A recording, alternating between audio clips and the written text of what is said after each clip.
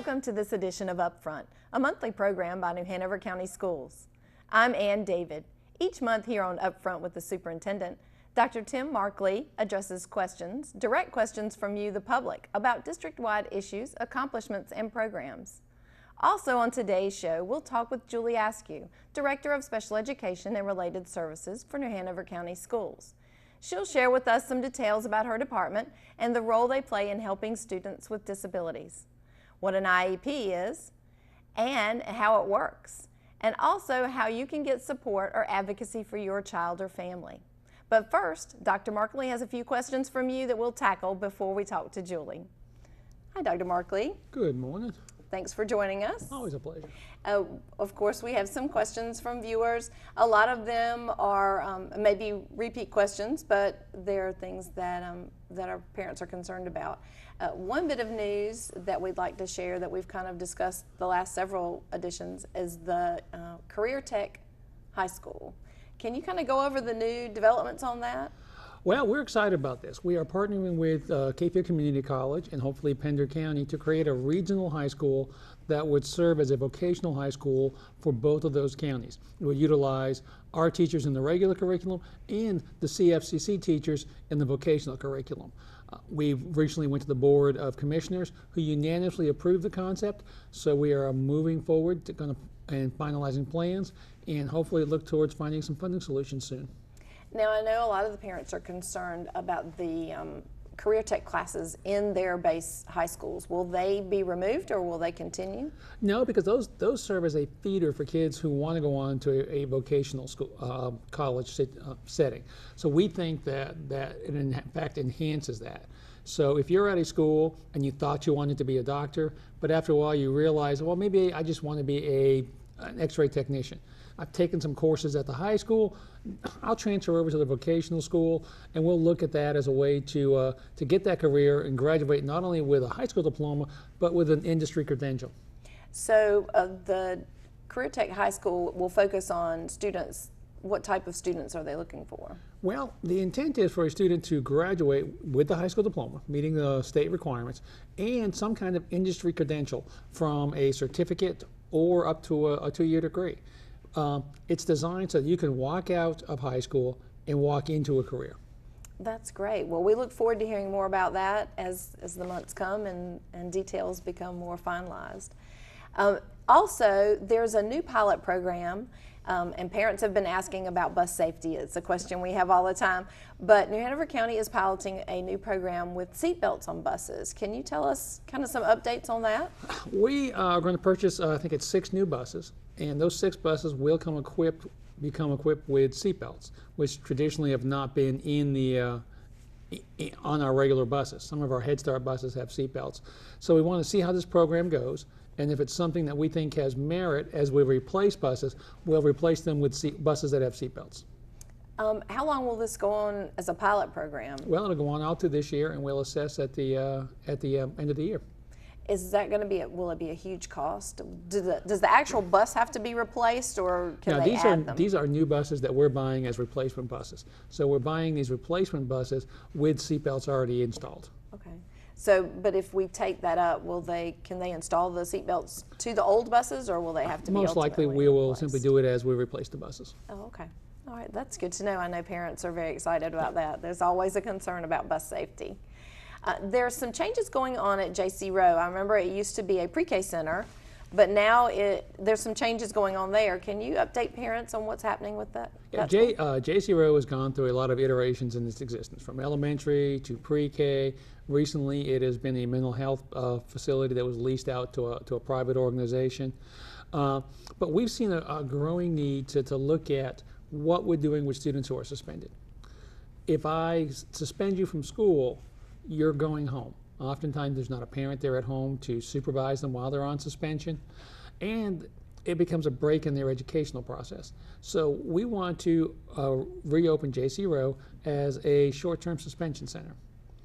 And so if you're suspended for 5 days, instead of going home, you come to the suspension center, you do your work, you also get some behavioral intervention, and if we can do a couple things, there may be some areas that we can shorten suspensions. And what it does is it keeps them off the streets and puts them in an educational setting where we can talk about the behavior that led to the suspension. We're also going to move our long-term suspension, which we call pathways, to this location. And the third aspect of it will be a transition piece. A lot of our students are, or some of our students are in some very high needs residential kind of facilities. And these are often small environments. So they come back in and all of a sudden you're back into a high school with 1,500, 1,600 kids. So we think if we can do sort of a gradual process, we can make that transition for those students better heading back into the regular school. So it's going to have sort of a multifaceted program. And we're excited about this. The board has approved it. They're going to announce the principal shortly, and we're in the middle of planning for that. Now, will those be only high school students? No, it'll be K-12. Okay. And I know the next question with parents is how do you separate the K from the 12 in that setting? Well, we're not talking about a huge number of students overall, so they'll be in separate classrooms in the facility, in the building. But on a given day, there could be as many as 180 students who are out of school on some kind of suspension. Oh, wow. That's a large number. Mm-hmm. Okay, I'm sure that's an interesting facet for a lot of parents because it is a problem when kids are suspended. A lot of parents that are at work can't monitor their behavior at home, and this will be a really good solution. There was a similar program to this many years ago, but the technology wasn't there as it is today to make the school connection piece work. So if a kid doesn't have homework, we can say, email me, scan me, send me something for the student today or for the next several days. And that wasn't there 15, 20 years ago when they tried a similar program. So we're excited about this opportunity and think it's something that will really help our students. Well, that's great. Well, we're going to take a break and then we'll come right back and we'll be joined by Julie Askew, Director of Special Education and Related Services for New Hanover County Schools. So don't go away. We'll be right back.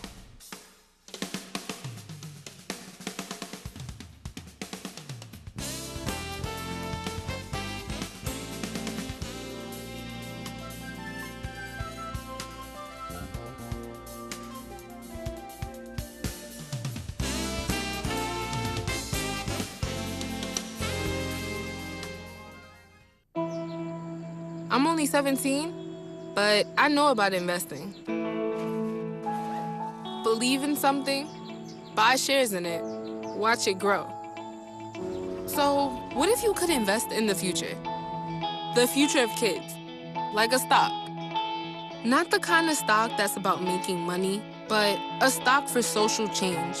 A whole new kind of investment called Better Futures. When you invest, it helps kids go to college. I could be one of the first college graduates from my family, the first philanthropist from my neighborhood. And if I'm the first, then maybe there's a second and a third. Believe in us, invest in us, watch us grow. My name is Sydney, and I'm your dividend.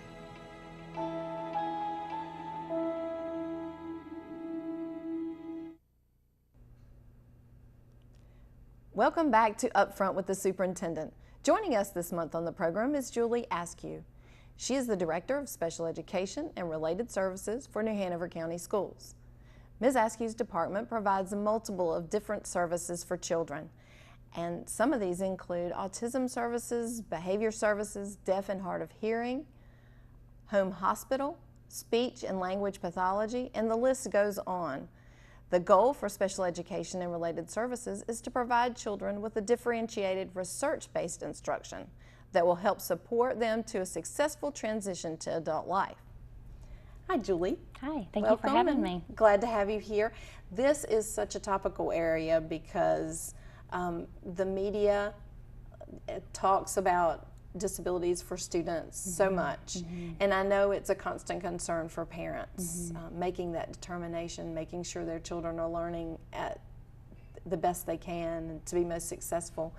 Kind of give me an overview of your department, what do you do, and then we'll kind of break things down for parents and answer some questions that I've gotten on the subject. Okay, absolutely. The Special Education and Related Services Department, like you said, covers a vast array of services for students with disabilities. We have some of the most talented teachers in New Hanover County schools that work for the betterment of our students with disabilities and beyond. We have a team of district experts who are specialists in the areas of disability that support and coach our teachers, and we are able to sit with parents at the table, design IEPs that will help students with appropriate services so that they can reach the goal of as independent as possible life after school. Now, you mentioned the IEP. That's the first thing. Explain what that is. Yes. So the IEP is an individualized education program, and it's specifically individualized for that student. So sitting around the table and planning for, based on how that student learns at the moment. What are the reading skills? What are the writing skills? What are the math skills? What are the behavior and social skills? What about daily living skills? All of that is brought into the IEP, that individualized education program. And from there, the team designs goals for that instruction, that specially designed instruction that is really the crux of the IEP, and then determine how they're going to provide those services and what that looks like during the school day. Now, let's go to the very beginning. If I have a child who is pre-K, not even starting school, are there any indicators that you would have parents look for to decide if maybe they need to have further testing or to talk with someone about their child? Absolutely, and that's another area of strength within our program. Our preschool team spends a lot of time in our community's child care centers and with healthcare providers talking about signs and symptoms and when you should be concerned and when you shouldn't, and when these are just developmental milestones. So I think it's important for parents to stay in touch with their healthcare providers, not just when their children are sick, but also when they're well, because the pediatricians and the other healthcare providers can provide a lot of good information on whether these behaviors or these language skills are age appropriate, or whether there's a reason for a referral. And our preschool program takes referrals from healthcare providers, from child care facilities, and from parents on coming in for a screening, and from the screening it's determined whether an evaluation is warranted, and we engage in a play-based transdisciplinary assessment. Those are rather big words to say that we allow a student to access toys, and we have a school psychologist, an occupational therapist, a physical therapist, special education teacher, all in the room, speech language pathologist, all in the room watching and interacting in very specific ways that really kind of feels like the kid had a play date with 5 or 6 adults, and it comes out with a very unique evaluation that lets us know where the developmental milestones are, how are we meeting those, and what services might be needed. Or it might be something we can ease a parent's mind and say, your child's meeting benchmarks, maybe a little slower in this area, but maybe a little quicker in this area, so here are some good interventions, and let's see you back in 6 months or a year if you still have concerns. And now, is this open to all students in our county? It is, absolutely. Students do have to be domiciled in New Hanover County, but we take referrals for any student that's inside the county, and we start those at around 2 years, 6 months. So if you've had services in an infant toddler program, those are kind of automatic referrals for us, but we do get several referrals of 2.5-year-olds, 3-year-olds, 4-year-olds, anytime before kindergarten, and we'll certainly take them through the preschool team. Now, I know 2 of the predominant learning disabilities that seem to be in the news are dyslexia and autism. Are there signs for parents to watch for early on? I know dyslexia is more prevalent once they start reading, but is there anything that parents can watch for? I think one of the main things for parents to look for are social interactions and an ability to communicate wants and needs.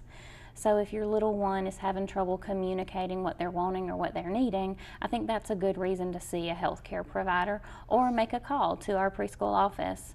All our information is on our webpage, but certainly making a call to any of the New Hanover County Schools locations is going to be able to get you that information. But watching social interactions, watching how well communication is natural to your child. I think that's a good firm indicator. Now let's move forward. Let's go over the process for an IEP. Do those start, we've got kindergarten registration coming up. Does it start that quickly, or is it something that you develop later on? Go through that process with parents. How do they establish an IEP? Okay.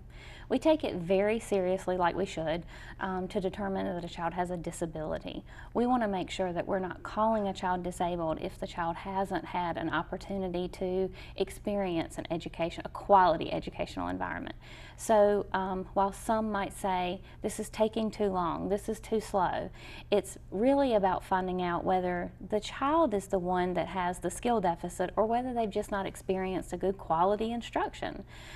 Or an educational setting where they sit in chairs around a table. Sometimes those immediate school skills at kindergarten are an adjustment for many kids who haven't been in a structured setting. And sometimes those kids can come in with more advanced social skills but may not have the school readiness skills to sit down and begin to write or begin to read. So we take that slowly so that we can gather data to determine if we need to do something to enhance the instruction or whether we found some basic skill deficits within the student that then we need to remedy with very strong interventions at a greater frequency and intensity than the classroom teacher can provide. I think that's important because I think many parents just assume that you can give a child a test and that gives you all the answers you need right there. Right. That it's something that simple, but what you're saying is it's not that simple. Not at all. That testing is not the answer to the solution. Not at all. In fact, we use less standardized measures and we use more emphasis on the interventions in the classroom and how well the student responded to those. More than giving a battery of an assessment from the school psychologist, we're going to get better quality data on how that student learns by how they've responded to increased structure in the classroom, increased interventions on understanding the sounds that letters make and how those form words. So it's really a complex eligibility process, and our school psychologists are so trained in the data analytics that they help process that information, and so they've transformed into a new role. So go on further, you were explaining an IEP, so once you have the data that you need, what is an IEP? How does it function with the child and through learning through school? Okay, so after those interventions are completed, and if we see that our student is not making the progress that we desire so that they can maintain with their grade level peers, the team is going to come together and decide if an evaluation is warranted. And at that time, the parent is sitting at the table, hopefully. We do everything we can to have them at the table with us. And our school psychologist is there, and our administrator and our team of teachers and other service providers are talking about what questions they might have. So they design an evaluation that might include speech language screening and then an evaluation. If warranted, it might include some cognitive assessment. It may not. It may just be an analysis of the classroom interventions, and then other types of screenings and observations and assessments. So then from that evaluation, the team will come back together with the results. Those happen inside of 90 days. We have 90 days under federal guidelines to complete those, so we want to do a good job. Come back to the table and decide, does this data let us know that there is an eligibility area? And of course we follow North Carolina policies on our eligibility areas, and that's governed by our federal guidelines. And if there's an area of eligibility, we're looking at whether the child has a disability, whether that disability affects their educational performance, and then, if yes to both of those, do they require some specially designed instruction that's unique to just them, that can't be accomplished reasonably in their classroom? So we take it very seriously to remove a child from their regular classroom and their typical peers, but we want to make sure that we're doing that for those students that require that special instruction. Absolutely. Just a few questions, and I would love to have you here for much longer, but we've got to wrap up. I know parents are sitting here thinking, oh my gosh, this has to be very expensive.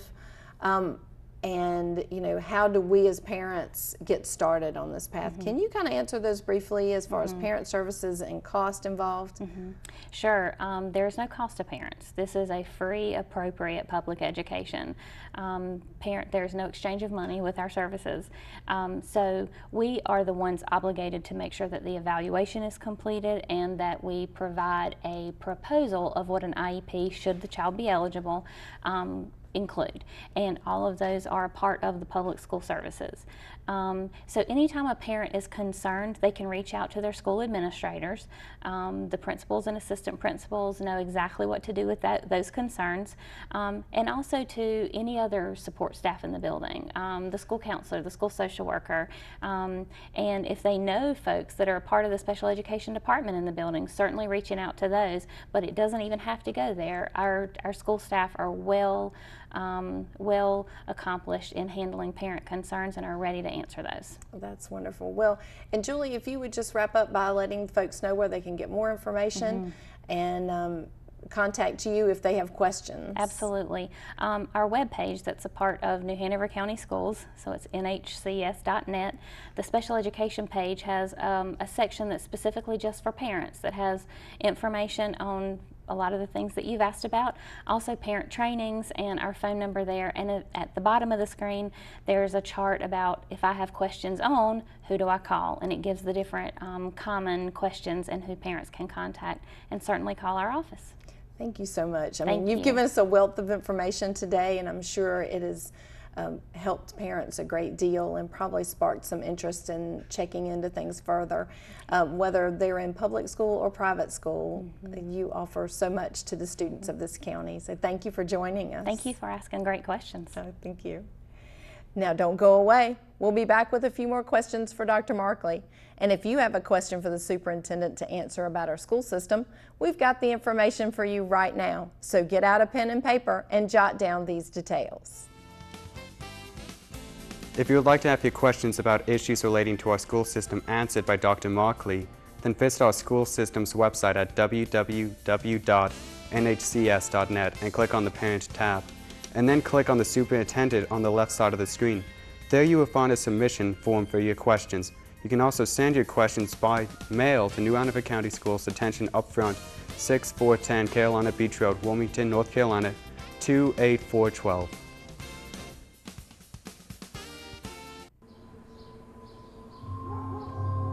It's not his new group of friends. It's not the video games. It's not the neighborhood. Mom, do I have to go to school today? The biggest threat to your child's future could be you. Every day they miss, even in middle school, puts their graduation at risk. La la la la la, I love you so. I love you, I love you. La la la la, la la la la la la la. We're here. Yay! It's a short drive from your neighborhood to your naturehood. To find a neighborhood park or green space near you, visit discovertheforest.org. Welcome back for our final segment here on UpFront with the superintendent. And Dr. Markley is going to go over a few questions, but a lot of them deal with upcoming events in our school system. Now, Dr. Markley, the most recent, I think, thing coming up is kindergarten registration, which talks about what Ms. Askew was going over.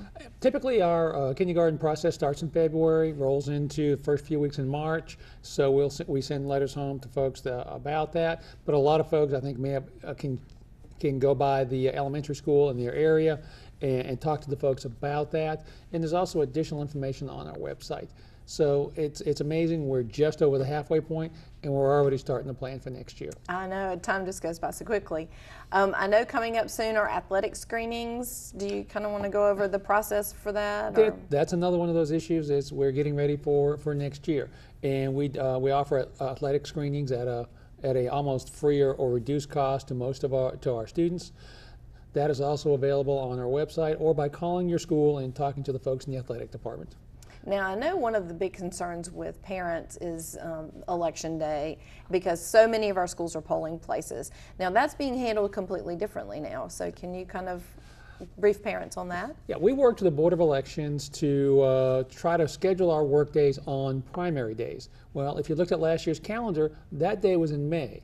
But the state has moved primary day from May until March 15th. So it doesn't show up on maybe that calendar that was taken home early in the year, but March 15th will be a teacher work day, primarily because of the election. So the children will be home instead Children will of be home. So that makes it a lot freer place for polling. Yep, and since we're in March, spring break is at the end of the month, which is an early time for spring break, because traditionally it falls in the April time frame. Okay, so that's another calendar Yes. event parents need to be aware of, especially if they're planning spring vacation. Yes. And the immersion school that we have spoken about before at Gregory, updates on any information for parents that are looking to attend the immersion program? A couple things. Monica Goza has been approved as the transition principal until we hire a full-time principal. She is giving tours at both Gregory if you want to see the new school, and at Forest Hills if you want to get a flavor for immersion and what that looks like. The website is up and running for that. It is located at our NEHCS website, so go there and you can find your way to that immersion site. I'm excited about this program. We anticipate having somewhere between 4 and 6 kindergarten classes beginning next fall. Well, that's wonderful. So parents interested in that can go ahead and take a tour and start getting things motivated towards that. Yep. All right, well, that kind of wraps up everything we were going to go over. It updates our parents on everything that they've got coming for the rest of the school year. So. All right. Well, this wraps up this edition of UpFront. We look forward to a new edition of our program each month of the traditional school year here on the Learning Network, Time Warner Cable Channel 5 and Charter Cable Channel 191. On behalf of Dr. Markley and the staff here at NHCS TV, thanks for watching, and we'll see you again next month for another edition of UpFront with the Superintendent.